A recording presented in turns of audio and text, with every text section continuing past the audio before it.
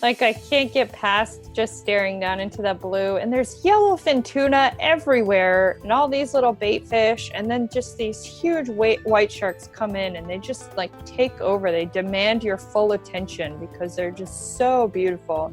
It's so graceful. It's so powerful. You just like that is a perfect apex predator. There's nothing more perfect than a white shark. Welcome to Experiences You Should Have, your how-to guide for amazing experiences. This is Gail, and today we are going underwater and exploring and hearing about the amazing predator, the great white shark.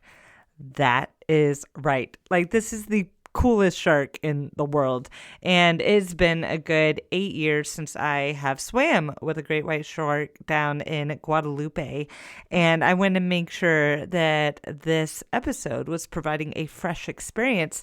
So I interviewed one of the smartest shark girls around, Sarah Mady, and she resides in Kona, Hawaii. She's a dive instructor. She also works at the Seahorse Farm down there. She is so knowledgeable, and I knew that she was the perfect person to have on the show. And before we go to the interview, I also want to let you know that this will be our last show of 2018. We will be back in 2019, but please keep on subscribing and keep on listening and let us know your thoughts on the show or new episodes you think we should have. And there will be exciting brand new episodes for 2019. I am so excited about it. Also, make sure you check out the Blackwater episode that was done a few episodes ago. I interviewed Sarah's boyfriend, Jeff, on Blackwater diving in Kona, Hawaii, which is one of my favorite dives ever. So definitely give that episode a listen if you're into the scuba world. But now it is time to talk about great white sharks and how to make this dream of swimming and diving with great whites a reality. Because if you swim with great white sharks, I promise that will be an experience that you will never forget.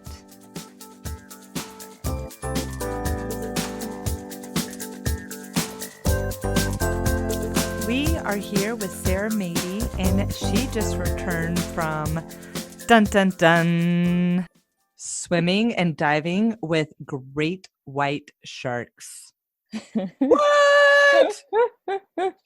It sounds scarier than it is. So I did this trip like 7-8 years ago. It's been a while. I need a refresher. How was your trip, Sarah? It was incredible. We probably saw over 20 different white sharks during our 3 days. Yeah. And 20? Yeah, 20 at least. 20? Yeah. Okay, that's amazing. And at the most we saw one time. We did see 6 circling us all at one time. Okay, I need to go back because I think we saw like 4 great white sharks. Oh, really? At a time. Oh. What? Yeah, it's a good season. So it was a really good season. 3 weeks before we got there, they had the record number of white shark sightings. So we were kind of set up for a really good trip, and we did. Oh my gosh. Yeah. Okay, so take me on the journey. So how did you get to Guadalupe to go swim with great white sharks, and why did you do this trip? Well, I got to lead my first dive trip through the dive shop that I work at Jack's Diving Locker. And so I had asked input from what people had wanted to do on any of their trips and upcoming adventures. And a couple of them had said, man, I really want to go to Guadalupe. I've seen awesome photos from there. And so I put together a trip at the most optimal time for us to go. During the best conditions, and booked really early. And we filled up half the boat, which was pretty cool. Yeah. So we had a bunch of our friends and coworkers and all that kind of stuff that went out and enjoyed our trip with us. So it wound up being a huge success. So how many people were on the boat? The boat takes, I think, 30 people, 30 customers, but we had 13 of us were from my group. Great. So how did you get to Guadalupe? So getting to Guadalupe, we flew into San Diego.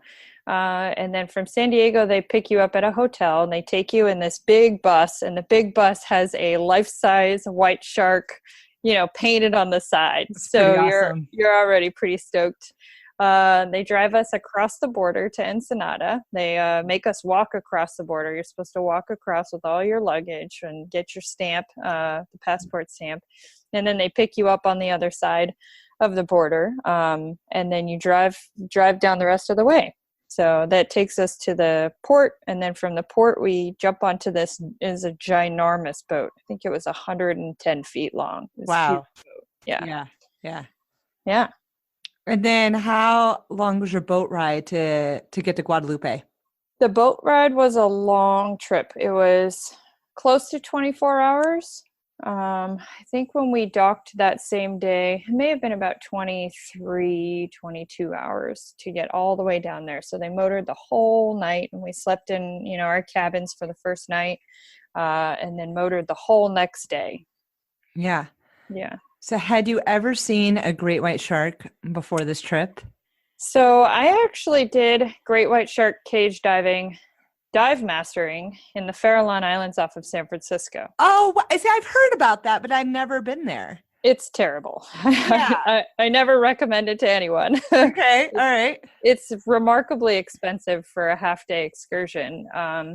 And the trouble with the Farallon Islands white shark trips is that they can't chum. Uh-huh. And the visibility is very low because it's California waters. And so they there's use like a cardboard seal. they use a cardboard seal, but these sharks are not using their vision. They're using, electrical senses and smell from their nose. So there's no reason for a white shark to ever go and see this cardboard cutout. So right.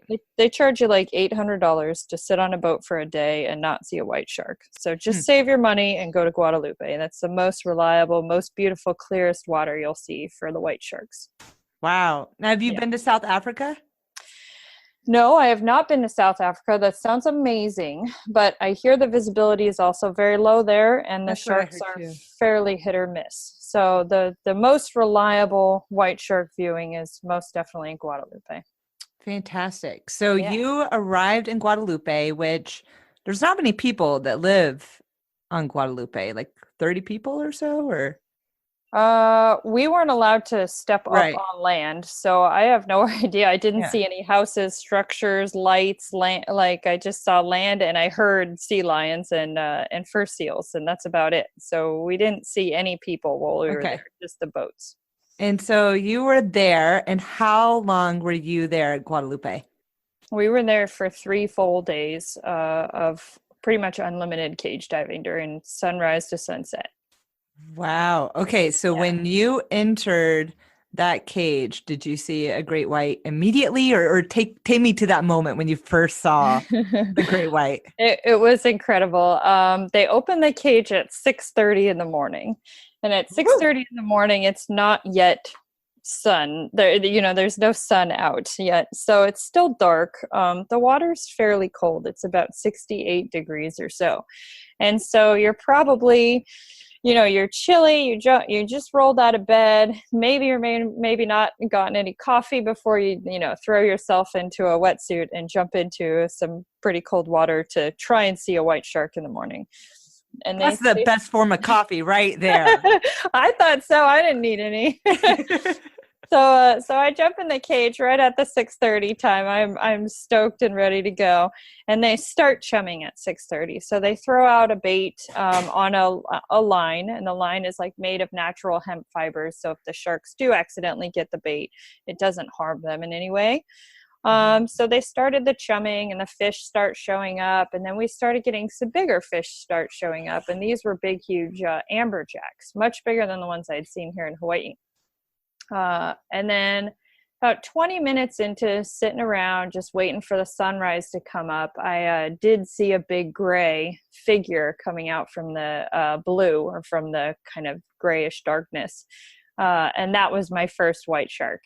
And she was beautiful. She happened to be the biggest one we did see during our trip. Okay, Yeah. how big? How big? They're estimating between 16 to 18 feet. Yeah, her name is Lucy, and she has a deformed a deformed caudal fin. So it's kind of like hangs down a little lower. She's really scraped up and ragged because big sharks are. And she has, I don't know, 50 plus pilot fish just dancing all around her. So it was Wow. really a sight to come across as your first white shark. Yes. Yeah, Yes. yeah. And so that was on your first day. So on the second day, how many great whites did you see on the second day? On the second day, it was less awesome. We probably saw maybe 10. On the first day, we saw about 15 estimated animals. Yeah, yeah. What? Some of them were repeats from the first day. So, we saw Lucy 2 days in a row and a couple other of the white sharks. So we're guessing we had about 15 the first day and about 10 the next day. Wow. Yeah. Wow. So when we went, the Navy stopped by our boat, the Mexican Navy, Oh, wow. and they boarded our boat. Hmm. And they didn't want to leave our boat. They wanted to be fed. They hung out. And while they were on our boat, we weren't allowed to chum. Wow. Well, that would So explain why you only maybe saw 4. yeah, so we couldn't chum the water while they were here. And then they hung out and they hung around. And then we had this crazy like storm came on one day. And then we had one fantastic day where they were 4, but you saw 15. That's incredible. I want to go back. Not all at once, but yes, I definitely recommend going back, and especially going during the proper season.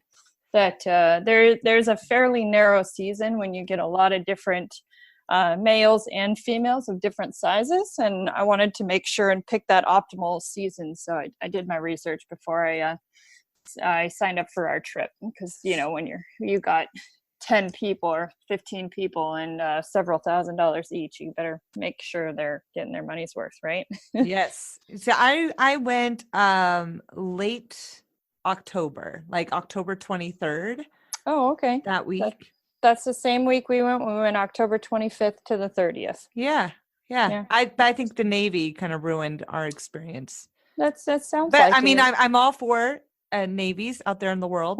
Just don't ruin Just my to clarify. great white trip. Just Yeah.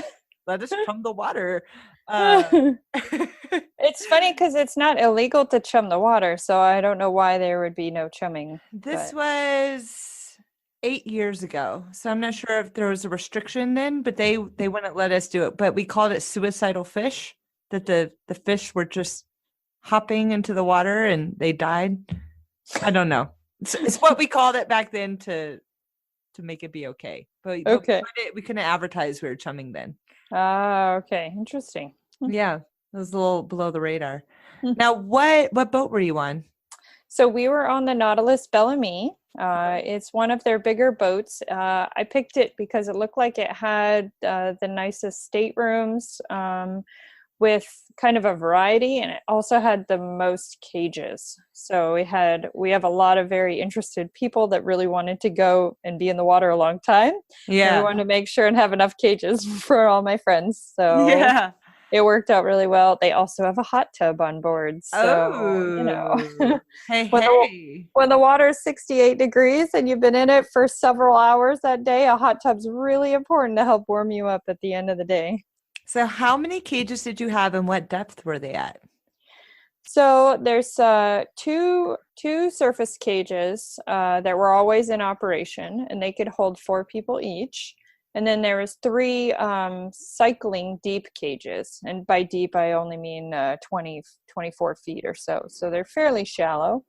And they get lowered down and come back up about every 40 minutes. Got it. Yeah. And what were you wearing to stay warm? I brought a dry suit because I had heard from people that went that it was really nice to already be dry in between your sessions of being in the water. And so it Mm-hmm. wasn't necessarily better for warmth per se, but it was better just to be out and already dry, and you don't have this process of putting on a wet wetsuit on and off and on and off the whole time. So Right. I brought a dry suit with some really nice thermals. Just got all the seals replaced. But I did not find my dry suit comfortable at all. The way when you're standing in a cage, the air bubble will rise. So it Uh-huh. rises up to your shoulder, and the air bubble vents from your shoulder valve. Right. And so your legs are just kind of crushed into this dry suit in the boots. And so I was losing pain in my toes, and I was like laying down on the cage and rolling around trying to get an air bubble in there so I could get feeling back in my toes. Oh, And, and I found out I was not enjoying the sharks because I was worrying about my gear so much. So luckily, one of my friends went. She's the same size as me, but she's chronically cold. yeah.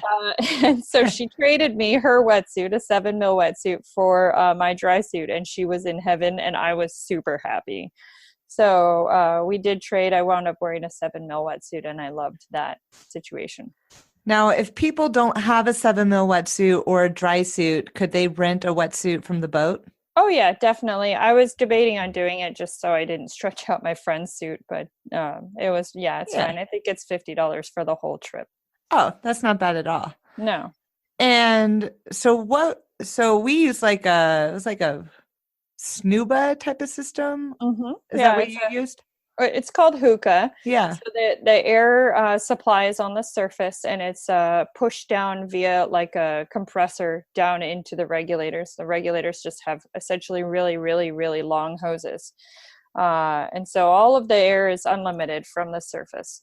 It's just pushed down to you. And so, yeah, everyone uses a big regulator on a long hose connected to the cage, essentially. And when you come out and swap cages or someone jumps in front of you, they did a really nice Listerine dunk. So you got a nice, fresh tasting mouthwash every time you put Yeah. it in. It was nice. Yeah. Fabulous. Yeah. Fabulous. And do you need to be scuba certified to go cage dive with great white sharks?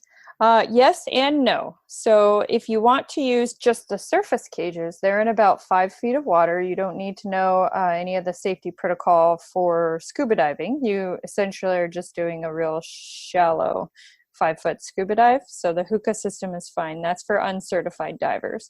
We had one aboard our boat that was not certified. She's a snorkeler. The deep cages do require certification because they have bailout scuba tanks and things like that. So they don't want any safety hazards Yeah. to go on. Yeah. Right. Right. Got Yeah. it. And how would you say the show was with the great white sharks compared from the shallow cages to the deep cages? That's probably one of my favorite questions because Jeff and I differ in where we wanted to spend the majority of our time. I preferred the deep water cages, and he preferred all the action up north, so up on the surface cages. So the Yeah. surface cages are where the chum hangs out. That's where most of the dynamic action shots of mouths open and tails flapping and teeth and all that stuff come from. So that's where all the photographers wanted to hang out. I loved being in the deep cage because I'm not a photographer. I love watching animal behavior and movement and just kind of feeling a little bit like I'm a part of their system. Yeah. My favorite part in being in the deep water cages was I would put my head as close to the edge of the cage as possible, so I hopefully didn't see any bars or cages on the side of it, and I would just kind of stare down into this open blue. It's hundreds of feet deep, and it's just blue, just the most beautiful, clearest blue you can imagine. And the sun rays are shining down, and I'm just staring down at this blue, and I'm just kind of like meditating. That's my happy place, is this open blue Yeah. ocean. And I would just be staring down, not worrying about anyone else, nothing like that. And all of a sudden, just real slowly, you'd start to see this tiny little like face kind of just growing from that blue and just growing and growing. And and then materializing, and you see the eyes bigger, and you see that little happy face that the sharks Yeah. have, and you Yeah. start to see the pec fins and the dorsal fins, and then you start to see it growing, and he looks like he's coming straight at you, just like swimming so slow, so graceful, but like with a direction. Like obviously, like that shark's coming straight for us essentially, but just slowly, like with two little flicks of the tail, turns just past the cage, and you've been watching this animal for hundreds of feet in the water, and at the last moment she just kind of turns away and just slides right past the cage up towards the bait and circles around. And that was my favorite place to be, because it was just it almost felt like the sharks were like materializing just underneath us. Like, That is beautiful. yeah. That is so beautiful. I would be there right now. I want to be back there right now.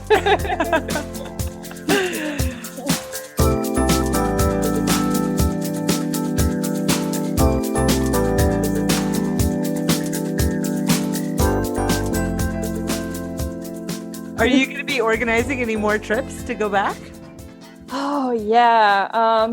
They kind of sold us on a really cool trip. Once a year, they move the boat from Guadalupe to Socorro. Yeah. And they have, it's like a 16-day live aboard, because they cross 300 miles of water to get down to the Socorros. Wow. So they do the white shark cage diving first, and then they take you, you continue on down south, and you cover a couple little islands that are like totally uninhabited on the way down to Socorro, and then you dive Socorro. So it's an insanely like long trip. Usually 16-day live aboards are not anything that Americans can take that much time off of for. Right. But they only do it once a year, and so we would like to do that probably in 2021. But because we're pretty booked up already. Gosh, that sounds fantastic. Yeah. Now, if you wanted to go and dive the Great Whites at Guadalupe, not the 16-day trip, how much does that trip cost approximately? Yeah, it depends on the type of room you want, of course. But our room was about $3,000 per person. So there's two people to a room. There's a triple room, which was a little bit less than $3,000, and that's for a 5-day live aboard. So it's not a cheap live aboard for time versus dive time. Time aboard the boat, but it's worth it because it's the best, most awesome place to go and see these white sharks. Yeah. And the crew was fantastic, and the food was fantastic, and the drinks were wonderful, and everyone just kind of felt like a big family during that trip, even though it felt so short. Yeah, that's what I love about liveaboards. Yeah. I mean, the connections you make diving around the world when you just spend just a short amount of time and have this amazing experience together. It's a bonding experience. Definitely. That's pretty cool. Now, how old do you have to be to go on this trip? I don't think there's really any big age requirements. I saw some very small rental wetsuits in their fleet that was hanging up, but I think the youngest person that we had on our boat was 17. But I know that there are younger kiddos that can go on the boat. So all right. That's a good question. Yeah. I'll do a little research and include it on the show notes on experiencesyoushouldhave.com. So definitely check that out. Very cool. And from my experience, every time I've been on a liveaboard, we've always tipped the crew at the end. What is the appropriate tipping amount at the end of the trip? So most liveaboards would hope for, from what I understand, they hope for about a 10% gratuity for the total cost of the trip. If your trip is $3,200, then you would tip about $320-ish, and that was about what they were asking. I've been on a couple liveaboards in Indonesia where they were hoping for like a 5% tip. Americans tend to overtip in other countries, but in Mexico, they were a tip-based industry, so the 10% was pretty normal. Okay, that's good to know. And you mentioned that you went in late October, and that there's a narrow window to go. what is that actual window and the best time to see these great white sharks? Yeah, so the beginning of the season starts, I believe, in August. And in August, it's lots of smaller males that start showing up, and they're kind of just aggregating. They Mm-hmm. think that they're probably looking, they're aggregating, waiting for those big females to show up. The females start showing up in about October, and then till about November. So they're only there for about 2 months. We were on their second to last trip uh, for Socorro. So right after that November deadline, the beginning of November, they don't offer any more trips. Now, where do the great whites go from there? That's a wonderful question. I wish people knew that. There is a couple of the white sharks out there that had satellite tags on them. Yeah. And I wasn't able to access any of that information. That would have been really fun to see. But they are circumglobal animal. They do have migratory routes along the California coast, all the way down to Guadalupe, Mexico, and they even come out to Hawaii, where they have a so-called cafe out here. So we're not sure, but we do think that some of them are California animals that are pupping out there, and maybe they're mating in Guadalupe or just feeding in Guadalupe. Yeah. Cool. That is Yeah. so cool. What is your favorite thing about a great white shark?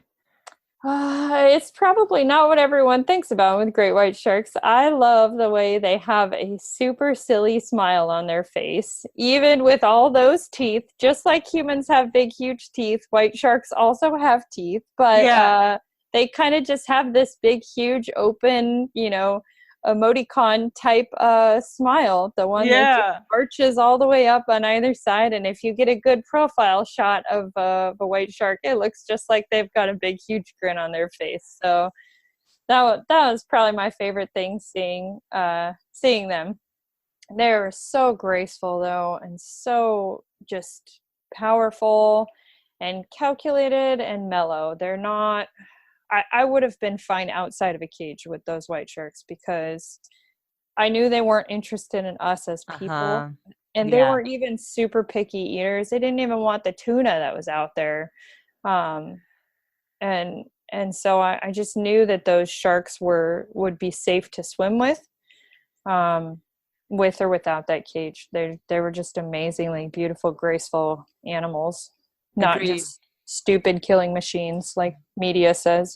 Right. Right. Yeah. Completely agreed. I Yeah. felt like they were so graceful. They move so slowly. Uh, they're so beautiful. Yeah. So Yeah. beautiful.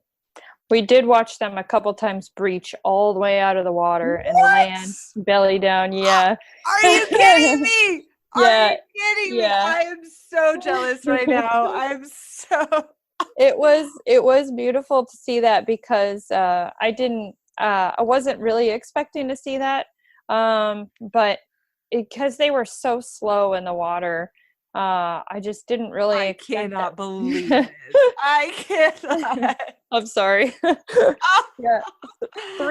Three powerful fin strokes with their back tail, and their whole body was out of the water trying to get that bait. It would just be a vertical sheer leap, Wow. and then the belly flop right into the water and the huge splash. And yeah, it was incredible. Holy I You have to come back with us, Gail. I will. I am so coming. That is oh man. Yeah. That's like the number one thing that I Yeah. want to see in life is a breaching great white. I guess I had thought that they really only breached in South Africa, because that's where most of the images come from of them Right. like attacking a seal, and just having them flying out of the water. And the best breach shots I ever saw were from South Africa. So I assumed that maybe they were just more mellow in Guadalupe, or maybe it didn't support it as well. But no, they launched out. I think we saw 3 full breaches and lots of smaller attempted breaches where they just got most of their body out of the water, not all of it. Oh my, I have so much trip envy right now. You don't even know. No, Oh. but don't worry. I am going to plan a trip now, and maybe listeners from Experiences You Should Have podcast can come along. Yeah, that would be really fun. We'll fill your next boat. There we go. Let's do that. That is just absolutely amazing. Simply amazing. And I still can't get over you saw I'm sorry. great white. We had a really good trip. We were with really good people. You know, sometimes the liveaboards can be caught in the middle of someone that's not quite fun to be around, or someone that's kind of detracting from the amazingness of the trip. But it really was a perfect trip in terms of everyone was so happy, and the food was great, and the sharks were great, and the crew was great, and you know, the company was wonderful. The everything went seamlessly. No one missed their flights or anything like that. So it was Perfect. yeah, it was perfect in all the ways, and that's rare, but it was a perfect fairy tale story, and we all got to see white sharks. Ah. So what is your favorite shark? Oh, my favorite shark is actually a whale shark. I don't Ooh. I don't know why. They're just ridiculous, silly little beasts, or big beasts. Yeah. I've Like swam with 40 them. feet. Yeah. I've swam with a couple of them in Hawaii, and we just swam with them in La Paz in Mexico, which was the second leg of our trip. How's La Paz?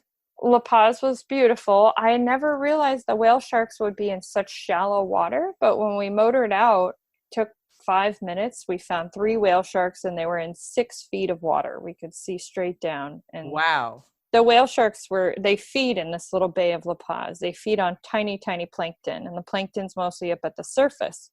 And so these whale sharks hoover themselves. They sit vertically, and they just open and close their mouths, and they just suck in all the water from the plankton. But they were too long for the 6 or 10 foot deep bay, so they were like dragging their tail, swimming diagonally across the water, just hoovering the surfaces, and it was just a hilarious sight to see. And they're polka dotted. It's like the silliest color pattern for I an love animal. it. Yeah, it's pretty fantastic. Yeah. A friend of mine and I wore mermaid tails and got to swim with whale sharks off of Isla Mujeres. Really? Yeah. Do you think they noticed a difference with you wearing a tail or I not? think so. I think they're still talking about it. That one day they saw mermaids in the water and that they're really real. Probably. We see Right? them out here too in Hawaii, I'm sure. Yeah. It's news is traveling, man. Yeah, they can live pretty old too, so I'm sure they are still talking about you. Yeah. But many of them would slow down. They would stay with us. Yeah, And yeah. we're just swimming right next to it, just looking at it. Yeah, the whale sharks are amazing because sometimes they'll even turn towards you, and you got to get out of their way because Yeah.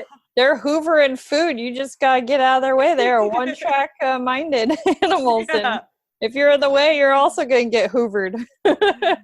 So did you prefer the great white part of the trip or the whale Oh. shark part of the trip? Oh, the great white shark trip was way awesome. I'm a huge fan of liveaboards because you just eat as much as you want, you dive as much as you want, you could sleep, and then you just repeat, and it's just eat, dive, sleep. That is my kind of trip. Yeah, that's my style. So, and we had great company on that one. Cabo was a little more messy because it was land based, and it took more time to do everything over there. So we had great dives. We saw all the sharks we wanted to see and all the different types of animals, but it was a little stress inducing. Yeah. So the liveaboard was everything's taken care of, and you just, like I said, eat, dive, sleep. Yeah. Well, it sounds like I need to go back there so I can see breaching great whites. Oh my goodness. Oh my goodness. I know. And so what's next on the books? Our next trip is going to be to Papua New Guinea in March. Not sure if we'll see any sharks there, maybe some smaller walking sharks. Cool. But yeah, Jeff won a big photo contest, and so we got a free trip to Papua New Guinea. So we're going to go use that and explore a new place in the country or in the world. Yeah, I've never been there. Yeah, it's expensive and hard to get to, and it's probably one of the most dangerous airports you can ever go to in the world. Okay. There's a lot of civil unrest there. A lot of malaria and other things. Uh-huh. So, stay tuned for that. Hey, I can't wait to hear about this trip. But yeah, that'll be in March 2019 coming up. Cool. I would love to interview you when you come back and hear all Yeah. about it, hear what you saw. Yeah, Jeff and I will both be going, so you can have a duet. Oh, I love it. We won't sing though, because I'm terrible. Wait, what? I'm You're not going to no Christine of the Waipomo Caves. I'm no Christine. Come on. Well, I know. No. Short song? No. No song today, guys. No. Sorry. And then can you tell the listeners about your Dive and Drive America? Oh, yeah. So we are, Jeff and I are undertaking an epic road trip across America. We're diving every state in the USA, starting with Hawaii. And we're going to be traveling in our makeshift van, a 16-passenger van that we've outfitted for us to camp out of. And we're bringing our dog, an 11-year-old Corgi mix, on our road trip. So Cool. we'll be essentially, I think, the first couple to dive all 50 states. Wow. Yeah. So how long is this trip going to take you? It's going to be 3 months. It's going to start in May 2019 and end probably the first week of August 2019 up in Alaska. Wow. Now, are you going to hit all 50 states in that time period? All of them. Holy moly. It is an epic road trip involving lots of diving and lots of driving. Wow. Okay, so what's your Instagram and... Yeah, my Instagram is Dive and Drive America. That's our username. Yeah. And our website is diveanddriveamerica.com. Fabulous. Yeah. I will be watching. And when you come through Oregon, please stop by, say hello. Of course. I'll come dive with you. Yeah, we're going to dive Clear Lake in Oregon because it's supposed to be gorgeous and clear and beautiful and cold. So very cold. That lake is like 38 degrees. Oh, that's colder than I thought. It's very cold. But there's a petrified forest. Yeah, I've seen the videos as I was doing all my research for the trip. I saw how beautiful it looked. I'm pretty sure the photos that Jeff will manage from that place will be pretty gorgeous. Yeah, that'll be fantastic. Yeah. Cool. Very cool. Well, thank you so much for sharing your experience. And I'm now going to be planning another trip back to Guadalupe. Hopefully you have more luck this time and no Navy boarding. Yeah, fingers crossed. Fingers crossed. Oh, well, thank you for interviewing me, Gail. Anytime. Well, you better be coming back because I love the experiences that you're having. Oh, thank you.